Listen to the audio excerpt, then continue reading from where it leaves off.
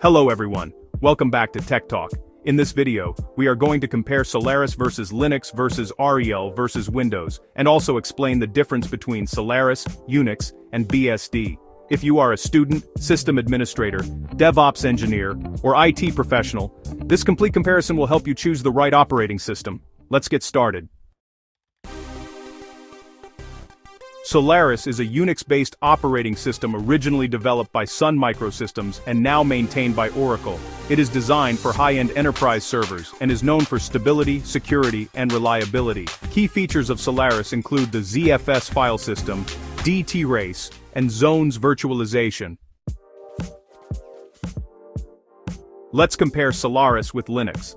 Linux is open source, community-driven, and widely used in servers, cloud, DevOps, and containers. Solaris is mostly closed source and requires commercial licensing. Linux has a massive ecosystem, while Solaris is limited to legacy enterprise systems. That is why Linux dominates modern infrastructure.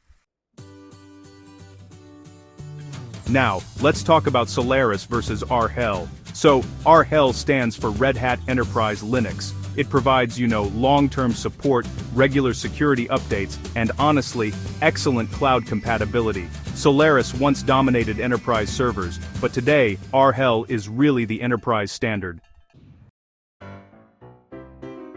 Solaris and Windows actually serve very different purposes. Windows is mainly used for desktops, offices, and Active Directory environments. Solaris, on the other hand, is command-line focused and, not designed for desktop usage. These days, Linux-based systems are preferred for most server-side workloads. Unix is a family of operating systems, and Solaris is just one member of that family.